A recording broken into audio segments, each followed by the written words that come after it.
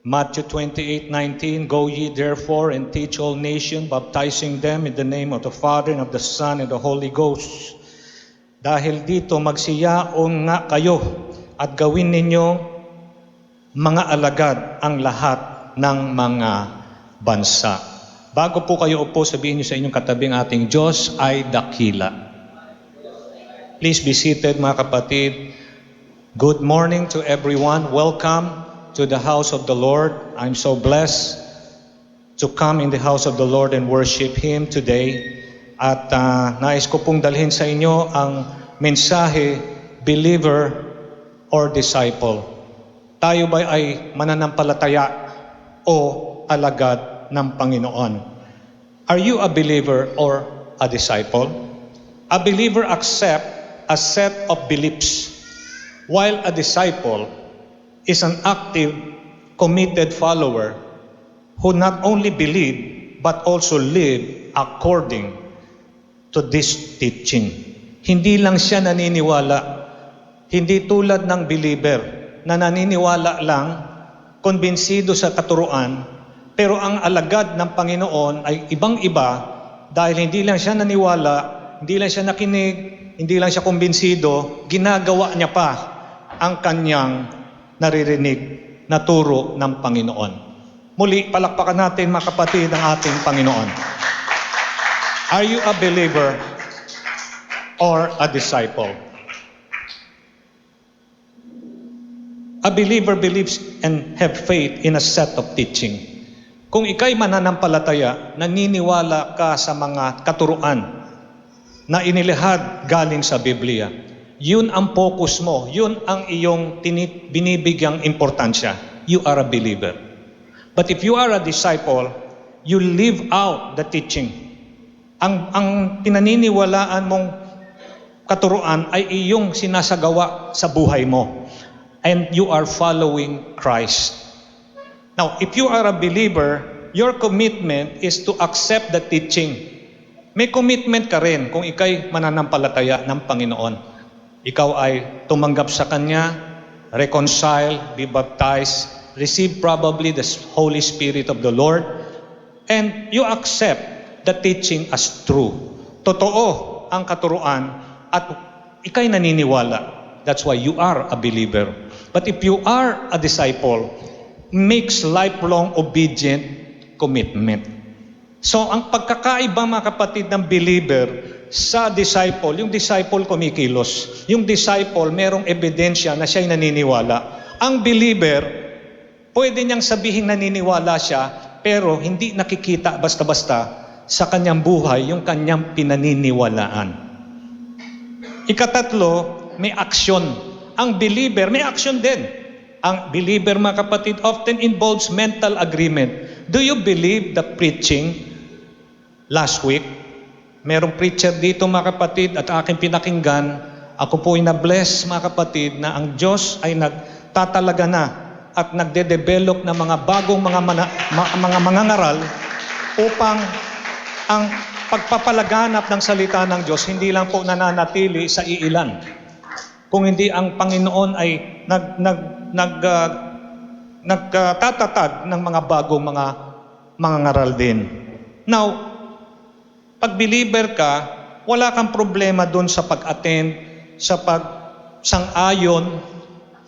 Ngunit iba po ang alagad. Ang alagad, mga kapatid, practice it daily. Yung kanyang paniniwala, ginagawa niya sa araw-araw. At ang teaching, mga kapatid, of making disciples, kanya po itong nagagawa. Yung pagkakaroon ng mga alagad, yung gawin ninyong alagad ang buong bansa. Yun po ang sabi sa Matthew 28:19. Wala po ditong sinabi kung sumampalataya ka, okay ka na. Ang sinabi sa Bible, kung ating babalikan, dahil dito magsiyaon kayo at gawin ninyong mga alagad ang lahat ng bansa. At hindi lang Pilipinas, hindi lang Valenzuela yan, hindi lang Cagayan po yan, Luzon, Visayas, Mindanao, hindi lang po ganun. Buong bansa mga kapatid, at ibang bayan pa. Palakpakan po natin ang ating Panginoon. So, makita natin mga kapatid, sa maikling panahon, yung difference between a believer and a disciple. At dahil dyan mga kapatid, daanan natin sa Biblia yung mga sinabi tungkol sa mga alagad na binanggit sa Bagong Tipan. Kasi mga kapatid, yung mga alagad na mention po ng Bible, found in John 6, na kung saan, kung inyo pong babasahin yung buong kabanata, sinabi ni Jesus na siya raw ang tinapay ng buhay. I am the bread of life. Praise God. At doon po sa mga sumusunod na mga verses in verse 51 to verse 59, pinaliwanag ng Lord na kailangan po na hindi lang po paniwalaan kundi kainin pa. No? Sinabi po rito. Kaya sa totoo lang, kung ating pong babasahin ang John 6:51 to 59 ng mabilisan, mapapansin natin mga kapatid na hindi basta-basta maiintindihan ng ordinaryong mananampalataya. Dapat alagad ka na ng Lord para kumbaga sa pagkain ay matunaw mo, makayanan mo ang naririnig mong mga salita galing sa Panginoon mismo na nagsabi siya raw ang tinapay ng buhay. John 6. Basahin po natin na mabilisan to, no? Ito po sabi mga kapatid, 51. I am the living bread, and I came down from heaven. If any man eat of this bread, he shall live forever. And the bread that I give is my flesh, at which I will give for the life of the world. And the Jews, therefore, strove among themselves, saying, how can this man give us his flesh to eat? So yung mga Hudyo, mga kapatid, nakikinig, medyo na-iskandalo na. Paano niya ihahandog yung kanyang katawan para pakain sa atin? And Jesus said unto them, verily, verily, I say unto you, except ye eat of, amen, is it flesh? Eat of the flesh of the Son of Man, and drink of his blood, ye have no life in you. So whosoever eateth my flesh and drinketh my blood hath eternal life, and I will raise him up from the last day. Ano raw? I will raise them up in the last day. Ang alam natin na katuruan, ang Diyos ang nagbubuhay mula sa mga patay. God raised up Jesus from the dead. Palakpakan natin ang ating Panginoon. Pero dito, sinabi niya, siya ang bubuhay sa mga patay. Kaya tama yung sinabi niya in the book of John, na destroy this temple in 3 days, I will raise it up. Ang sabi ng mga tao, paano mo gigibain? Giba na plus itatayo muli yung giniba mo, 3 araw lang. Ilang taon namin tinayo ang templong ito. Ang sabi ni Kristo, ang templo na aking sinasabi rito, kung ating pong papag-aralan sinabi niya, ay ang kanyang katawan. Hindi templo na katulad ng templo natin na ginawa ng ilang taon mga kapatid bago ito na gawa. Palakpakan po natin ang ating Panginoon. Binuhay ni Kristo ang kanyang sarili. Destroy this temple in 3 days, I will raise it up. At ganun din yung sinabi rito. Okay. Ano na ba yung binasa natin mga kapatid? Verse 54, is it? Yes. For my flesh is meat indeed, and my blood is drink indeed. And he that eateth my flesh and drink my blood dwelleth in me, and I in him. As the living Father hath sent me, I live by the Father, so he that eateth me, even he shall live by me. So sabi, this is that bread which came down from heaven, and your fathers did eat manna, and are dead. He that eateth of the bread shall live forever. Kung yung umain ng mana dati nangamatay, ang kakain ng tinapay sa panahon ninyo ay mabubuhay. So sabi po niyan ng salita ng Diyos. And this thing said he in the synagogue as he taught in Capernaum. Ang mga nakikinig dyan, mga kapatid, ay mga Israelita. Ngunit ang mga nag-react, mga alagad. Mga alagad. Ang sabi po rito, verse 61, Jesus asked them, "That this offend you?" Ito ba ay nakakapagpatisod sa inyo? Kasi mga kapatid, in verse 60, the disciple, mga kapatid, who heard it, said, "This is hard saying." Ang tigas ng pananalitang ito, sino makaririnig noon? Sino makakaunawa noon? Ang tigas, ang tindi ng salitang ito. Kaya ang tanong ng Lord, kayo ba ay natitisod sa inyong mga narinig? The words I speak to you, they are spirit and they are life. Woo! Hallelujah! Ang sinalita ko sa inyo ay pawang spirito at pawang buhay. Verse 66, from that time, many of his disciples went back and walked no more with him. Ikaw ba mananampalataya o alagad? Kung ikaw mananampalataya at tumalikod ka, understandable. Kasi mga prinsipyo lang naman pinaniniwalaan mo eh. Uma-attend ka lang naman eh. Hindi ko sumasang-ayon ka lang naman. Okay lang, hindi ka na-attend. Pero yung ating pong binanggit kanina, alagad, tagasunod na ng Lord. And yet, tumalikod pa rin. Ang tanong, bakit? Paano nangyari? Mga alagad na kayo ay tumalikod pa. Dahil sa tigas ng salita. Yung karne ay hindi po manguya ng maigi ng mga alagad na dapat ay handa na para dito, ay hindi po nila kinaya. Kaya sila ay tumalikod sa Panginoon. John 6:6.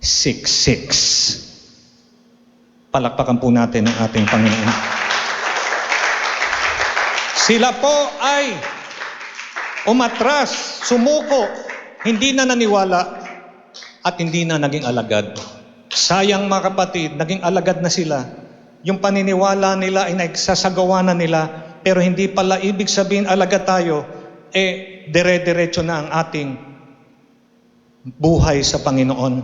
Kaya alam nyo, ang Panginoon, bago pa lang kumilos ang tao, alam niya na ang susunod na hakbang ng tao. Kaya ang sumunod na tanong ng Lord, will you also go away? Tinanong ni Jesus ang kanyang mga alagad na natira, na hindi pa umaalis, o kayo ba ay tatalikod na rin? Anong sagot mga kapatid ni Simon Pedro? Simon Peter answered him, Lord, to whom shall we go? Thou hast the words of eternal life. Thou hast the word of eternal life.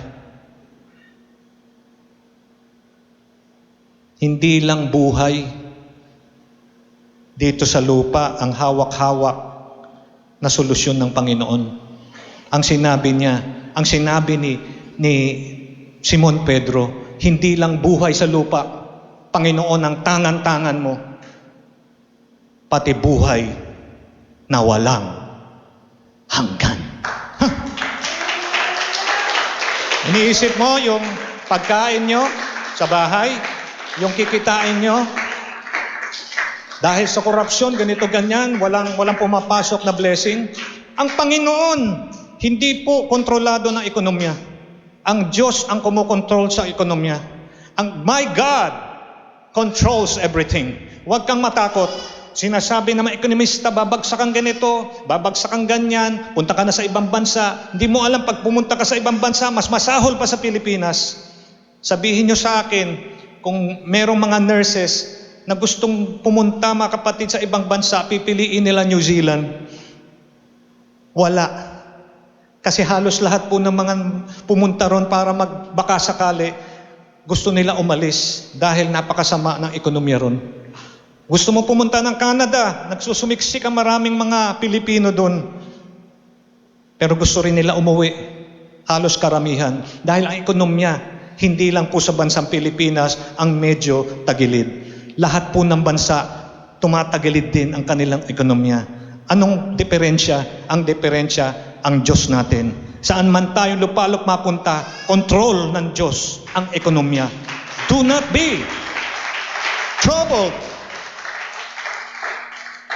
Because we have God. We have God who has the words of eternal life. You're talking of economy, that's life. But the Bible says, Jesus said that He does not have the words of life only, but the words of life eternal. Oh, mga kapatid, napaka-blessed tayo sa kung anong meron tayo. We have the words of life. Not just life, but life eternal. Hallelujah! Palakpakan natin muli ang ating Panginoon.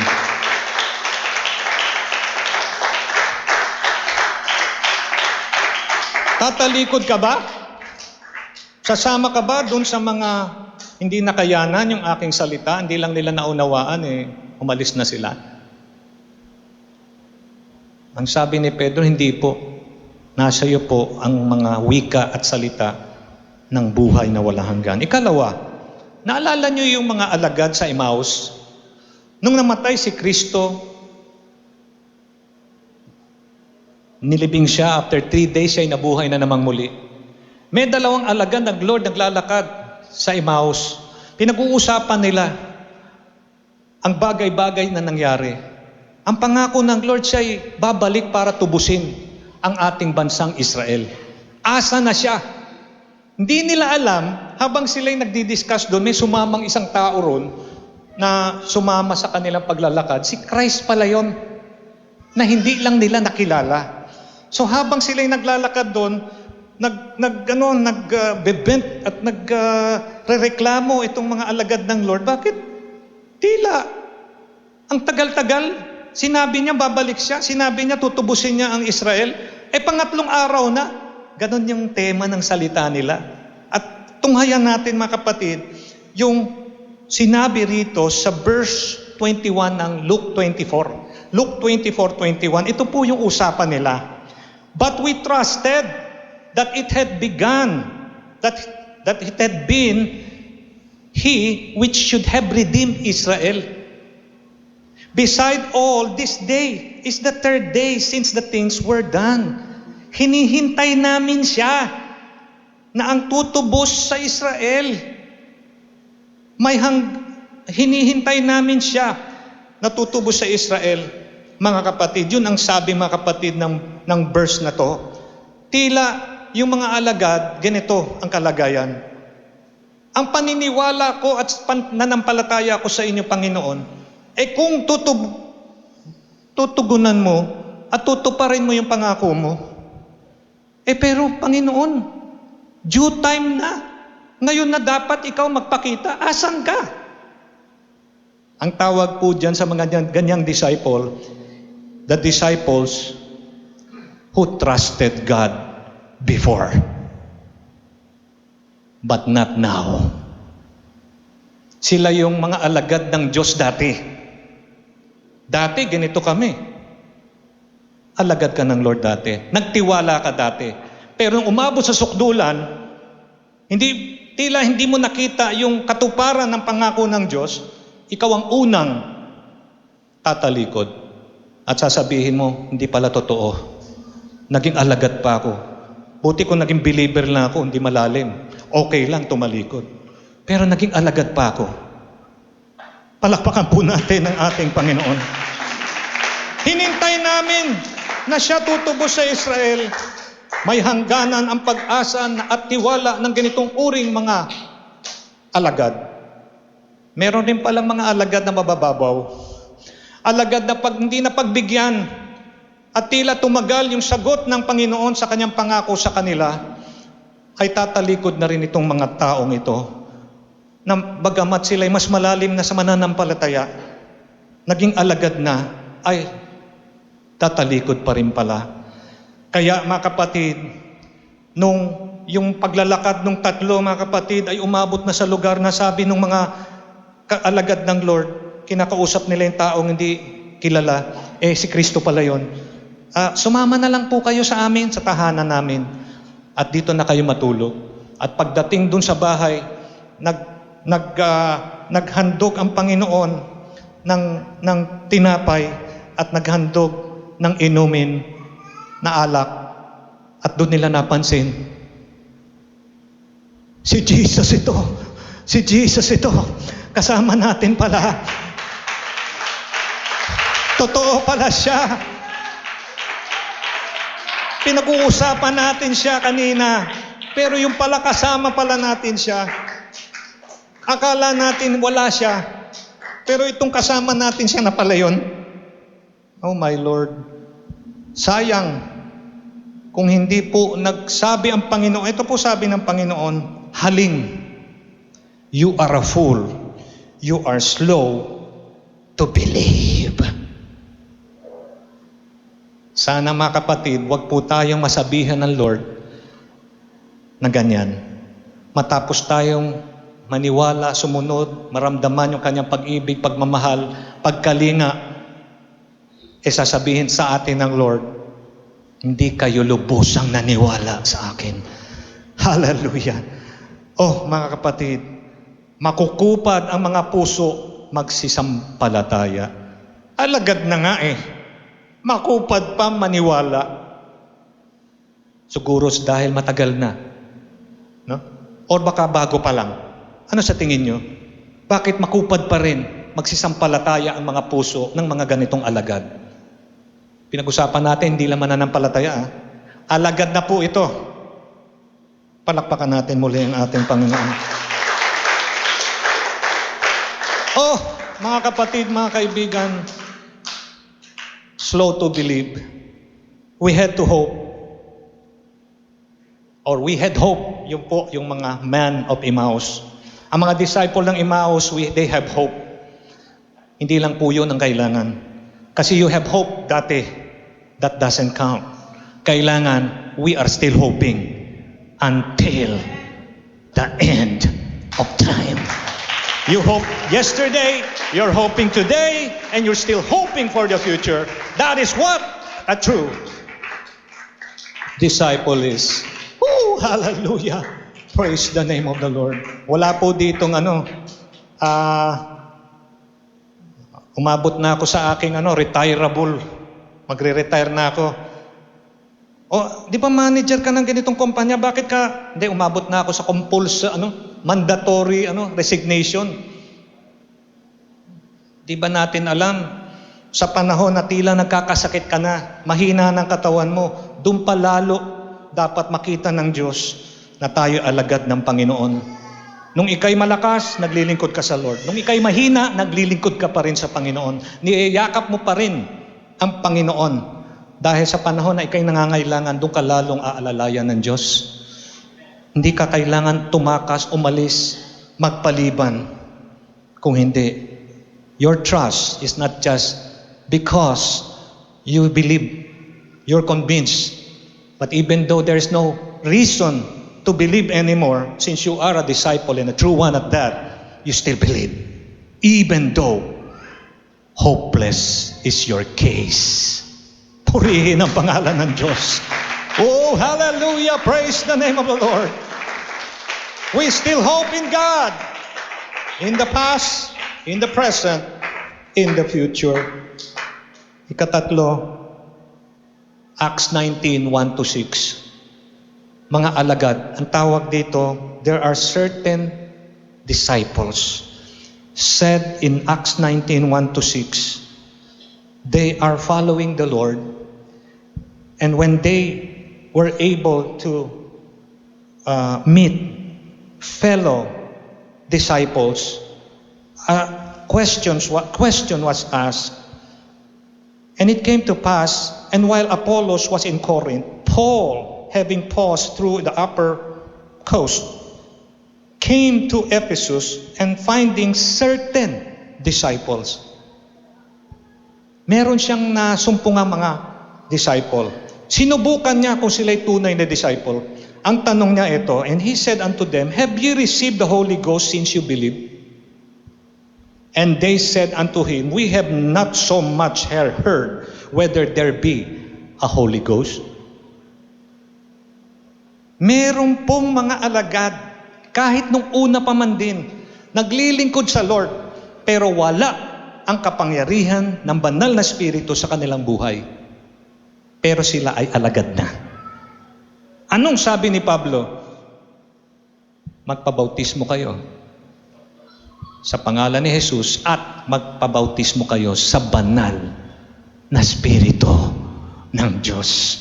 At ito po ang nangyari, mga kapatid. And he said unto them, what then were ye baptized? They said unto John's baptism. So hindi pa sila baptized in Jesus' name.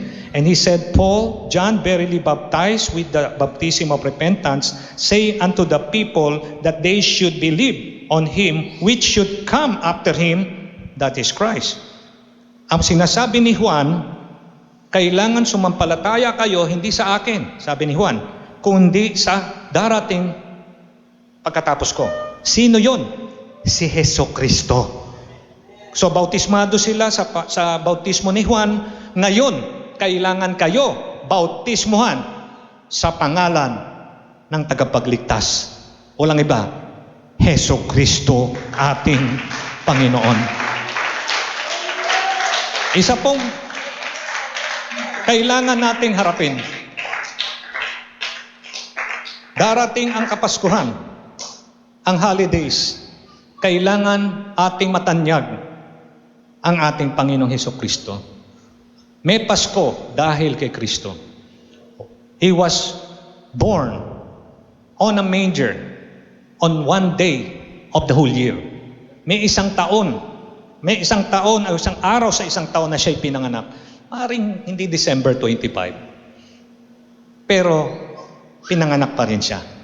Ang Diyos naging tao. Naging sanggol siya. Ang tawag, Santo Niño, hindi po. Ang tawag, Emmanuel. God with us. Kapiling natin ang Diyos. Sino tong sanggol na to? Diyos na naging tao. Anong pangalan? Jesucristo.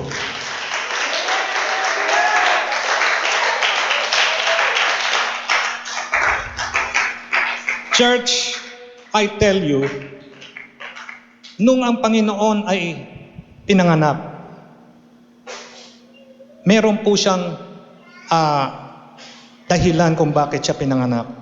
To be the Savior of mankind. Kaya mga kapatid, ang tawag dito mga kapatid ay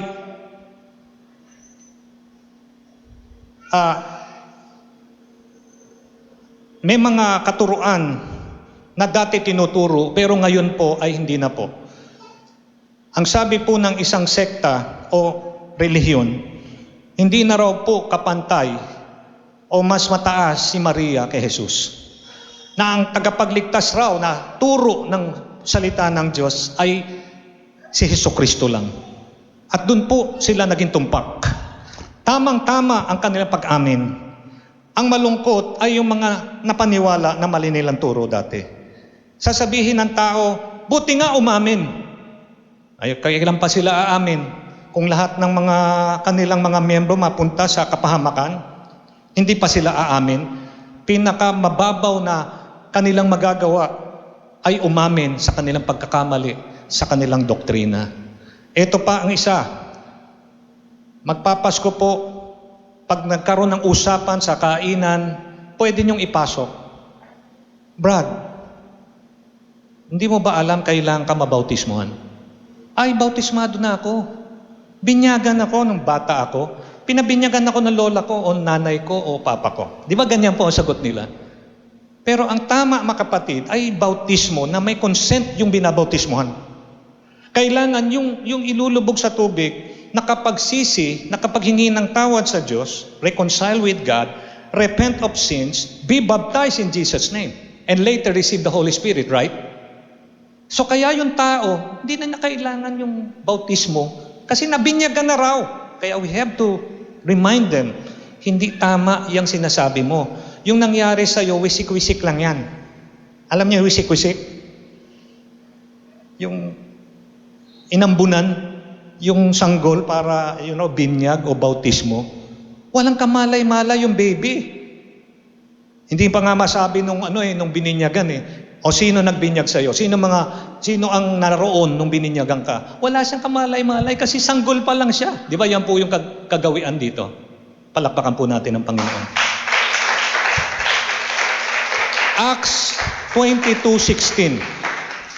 Sinabi ni Paul kung paano siya lubusang nakapanumbalik sa Lord. Nagsisi siya, nagpabautismo siya sa pangalan ni Jesucristo, habang siya'y binabautismuhan sa pangalan ni Kristo. Anong sabi ng Bible? Ano sabi ni Pablo tungkol sa kanyang ginawa ron? He was calling upon the name of the Lord. Kilala niya yung pangalan na kung saan siya'y binabautismuhan. Baptized in the name of the Lord. Kilala niya, hindi siya binabautismuhan sa titulo, hindi siya binabautismuhan sa Ama, Anak, Spiritus. Hindi po ganon ang bautismo sa kanya. He was calling upon the name of the Lord while he was being baptized. May consent, alam niya. Naintindihan niyo? Kaya pagka kayo nangaral, hindi lang po pwedeng sabihin, maniwala ka kay Christ. Hindi po ganun. Pwede niyong tanungin, nabautismohan ka na ba? Siyempre sasabihin niya, nabautismo na ako. Kailan? Nung baby pa ako. Doon na po pwede niyong sabihin. Kailangan ikaw mismo. Ikaw ang magdidesisyon.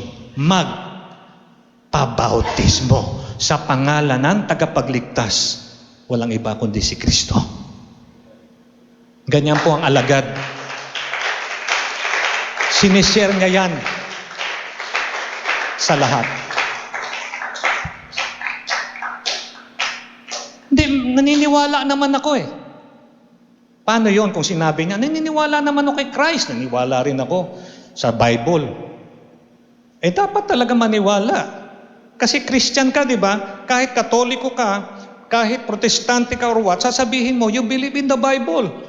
Kaya ikaw, na alagad ng Lord, pwede kang mangaral at magsabi sa Kanya, alam mo pala, Brad, naniniwala ka pala. Dapat mabautismohan ka sa pangalan ng Lord. Hindi na po ngayon tanong, naniniwala ka ba? Kasi lahat naman halos naniniwala. Kaya lang, yung iba, hindi pa bautismado. Nabinyagan lang nung bata pa sila. Tapos ganito pa. Paano si Mama Mary? Mas mataas si Mama Mary kay Jesus. Di ba yan pong tinuturo pa rin? Mga manang, mga pari. Ngayon, yung mga pari pala ngayon, umaamin na sila na mali yung turo nila. Na si Kristo lang ang tagapagligtas. Kita nyo yan? Matuturuan kayo mali pa. Kaya, dahil umamin na sila, malinaw po na kailangan po ipahayag natin yung katotohanan. Kasi maraming mali ang katuruan. Dapat marinig ngayon yung tamang katuruan. Galing sa salita ng Diyos. Palakpakan natin ng Diyos. Woo! Praise the name of the Lord.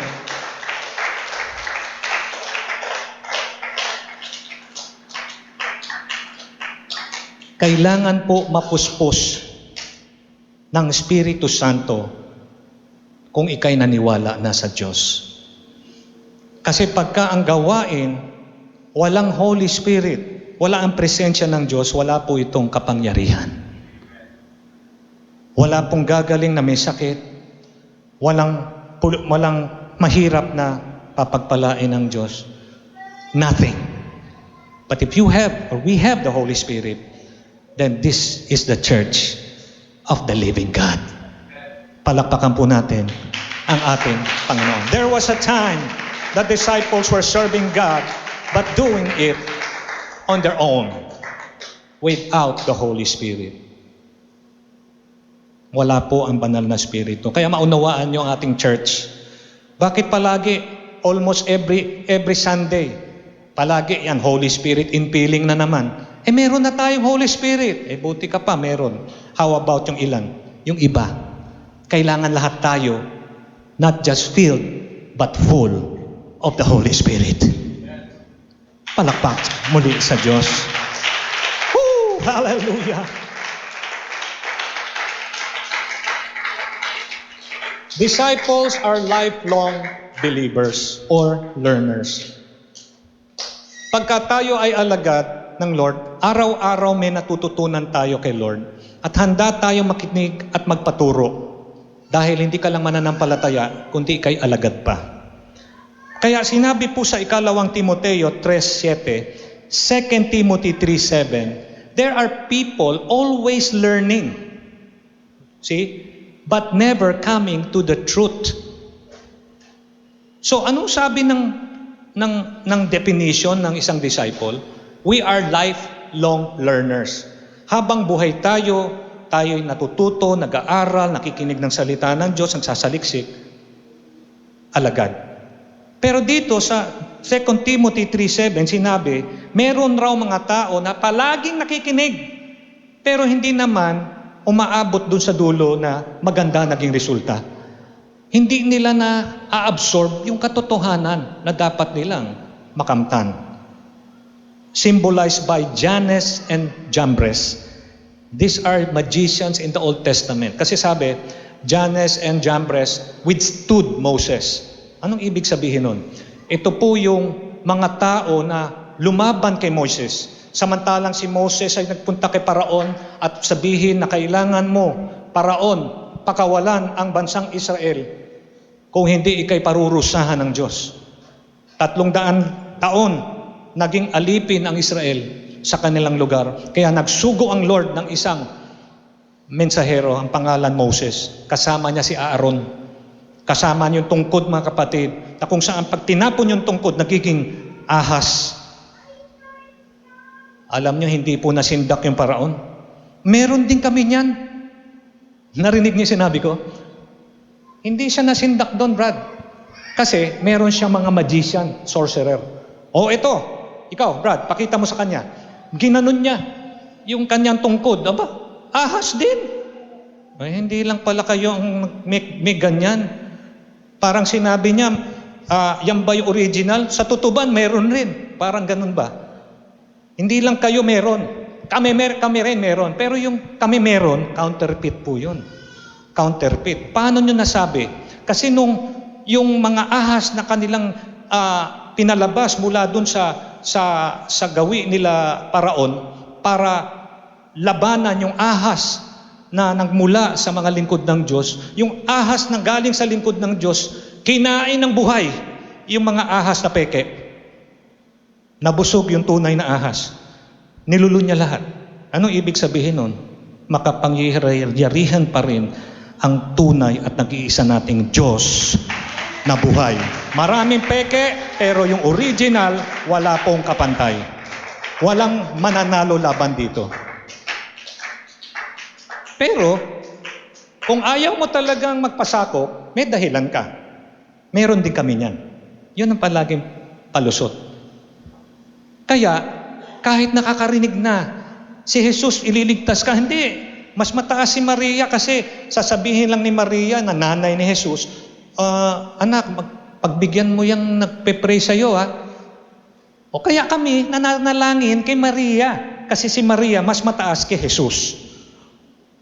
Bagamat sabi ng mga pari nila, mali yung katuroang ganon. Isa lang ang dapat nating paniwalaang tagapagligtas. Mary, Joseph, San Antonio, hindi. Jesus Christ.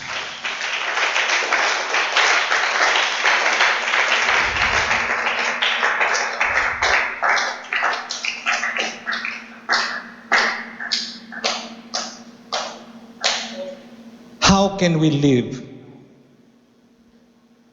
a life of a disciple?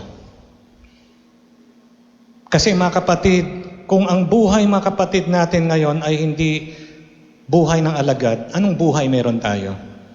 Marahil ganito. Kaya hindi mo lubusan na ma-all in ang iyong paniniwala kay Lord, superficial learning. Baka mababaw lang yung pag-aunawa mo sa mga malalalim na katuruan na binigay ng Diyos. Kaya hindi ka pa lubusan na yung sumusunod ka naman na pero hindi ka makasunod ng lubusan pa. There is some kind of ang tawag doon? Hesitation na tinatawag. Always learning new facts and skills without deep understanding. Alam mo na si Kristo na yung tagapagligtas. Siya lang. Pero, hindi, meron akong statwa ni Maria. Mahal yan. Minana ko yan kay Lola, etc. Ginto yan, ginto ganyan. Hindi mo mapakawalan for some minor reasons. Superficial learning or understanding. External influence. Baka meron kang hinahanap na prompt gratification. Kung dyan sa pagiging disciple, mahirap yan. Ang daming sakripisyo yan. Hindi pa ako nakakapunta sa maraming lugar. Gusto ko, yung mga bucket list ko, makapunta ako sa Ngayon pa may pera ako. May oras pa, bata-bata pa. Gusto kong puntahan lahat yan. Hindi ka naman pinagbabawaran. Pero kailangan gawin mo yan ng tama at ayos. Palakpakan po natin ang ating Panginoon. Katulad ng example kanina, baptize na ako. Baptize ka na nga, sanggol ka pa lang, hindi mo naiintindihan nangyayari. Kailangan ikaw nasa husdong edad tulad ngayon ka magdesisyon. Kailangan may handa ka ng mga verses. O anong ginawa dito nung sila ay nakarinig ng pangangaral na tulad nito? Acts 2. Nagtanong sila, what next? Anong gagawin namin matapos na kami sumampalataya at maniwala? Ay, magsisi kayo. Bakit kailangan magsisi? May kasalanan. Kailangan makipag-ayos sa Lord. Bakit kailangan mabautismuhan? Para mahugas yung kasalanang namana galing kay Adan at Eva. Bakit kailangan mapuspusan ng Holy Spirit? Yun ang tanong nila Pablo. Kayo ba nakatanggap ng banal na Espiritu? Dahil kayo'y sumampalataya na, ayun ang next na dapat mangyari. Pag ikay naniwala, next is Holy Spirit in feeling. Palakpakan po natin ang ating Panginoon. Lack of discernment. Kaya mga kapatid, nandyan na yung katotohanan, nandyan na tinuturo, hindi pa lubusang maunawaan, makuha, magpasakop doon, kasi hindi niya naiintindihan na malaking diferensya ang tama sa mali. Baka meron siyang maling paniniwala na yung tama, okay lang rin, mali rin. Pag sinabi ba sa inyo, may peace rally tayo hindi mo ba yun matitimbang at masasabi? Peace rally kayo dyan. Gusto nyo mag-aklas ang mga tao laban sa bansa. Peace rally ba yun? Transparency kayo dyan. Bakit 2023 magsisimula? Ang bansa ba natin nagsimula 2023? Hindi transparency yan. Meron kayong tinutumbok na gusto nyong palitan yung gobyerno. Dapat marunong tayong magtimbang. Sinasabi ko to na patas po.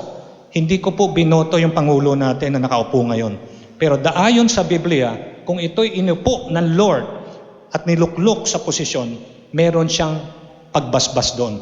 Kaya kahit hindi ko po binoto ang Pangulo, nagpapasakop ako sa inilagay ng Diyos sa pagiging Pangulo base sa pagboto ng nakararami. Walang pumapalakpak.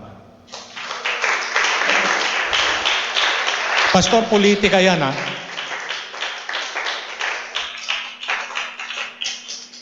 Bakit?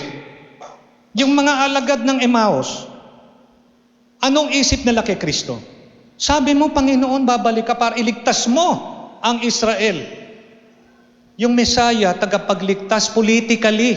Mali pa yung unawa ng mga disciple noon. Hindi nila unawa na yung pagdating ng Lord, ililigtas ng Diyos ang Israel at lahat ng tao mula sa kasalanan. Mas mabigat pang kalagayan. Akala nila political lang. Bakit ka ngayon, pastor, nagpopolitika?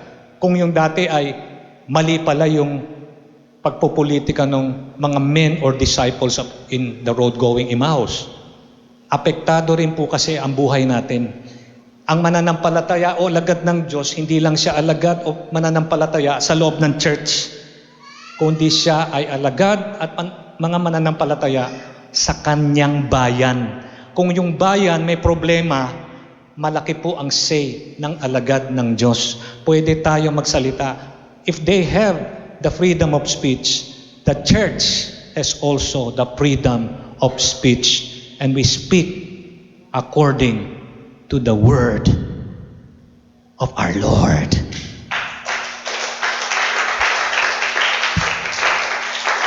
Dapat marunong. Alam mong, pinaiikot ka. Imaginein mo, kung matuloy yung gusto nila, sino magiging Pangulo? Yung VP. Sino yung advisor niya? Si Apollo Kibuloy. Sino yung kanyang advisor to the advisor? Si Marcoleta.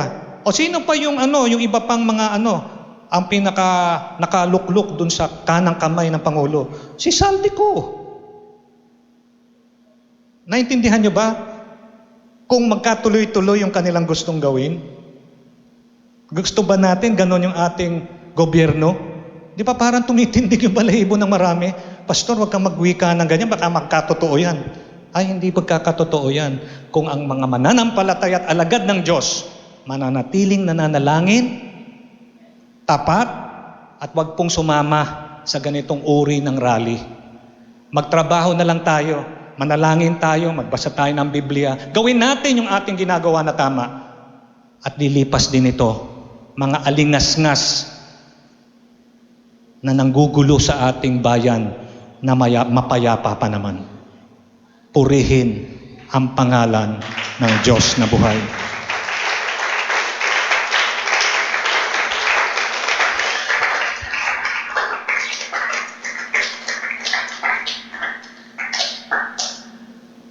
Gaya ba mahina ang palakpak nyo? Gusto nyo sumama?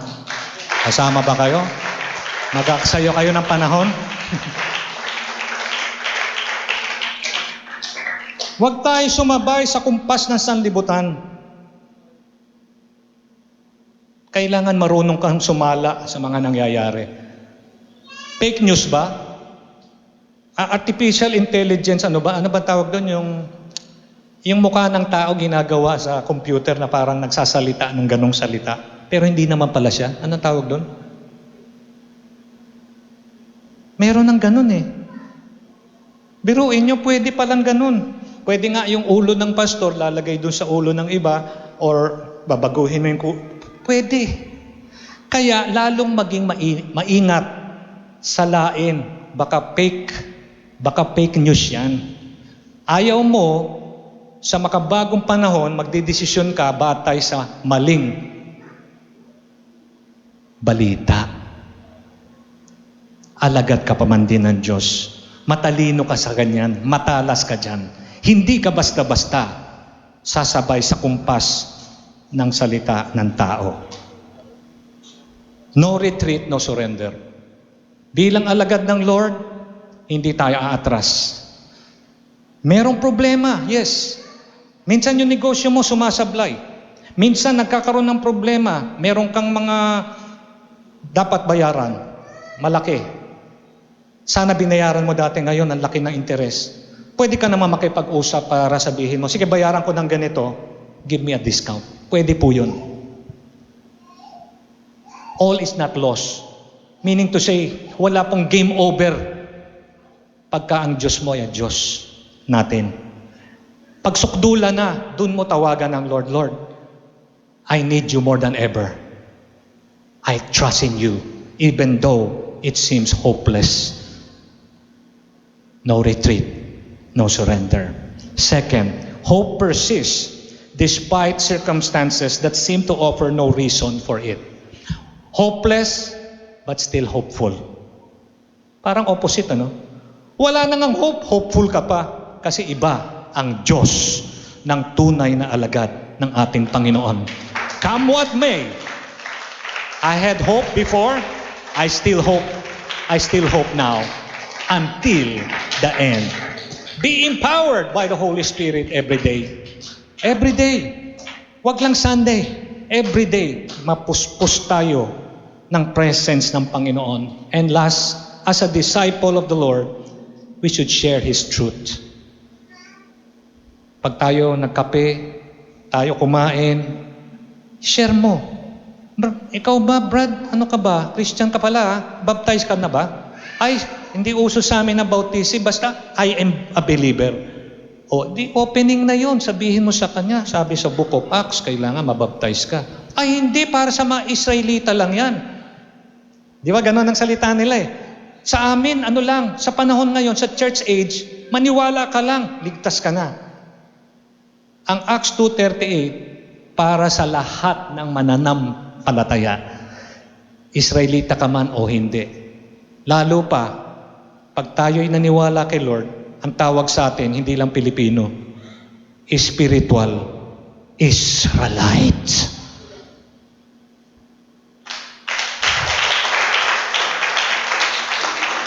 As a disciple, sharing His truth is central part of our faith. Believer naman ako, pastor. Lumaki ako sa pamilyang Kristiyano. Sa Sunday school, lahat dinaanan ko yan. Kulang pa ba? Kailangan makita ang ebidensya. That you are a disciple that converts or that turns another disciple up. Kailangan kasama tayo sa sinabi ng Lord, go to all the world, make disciples. So, hindi po tayo pwedeng masaya lang dahil tayo mananampalataya na ng Lord, kundi dapat tayo mga alagad ng ating Panginoon.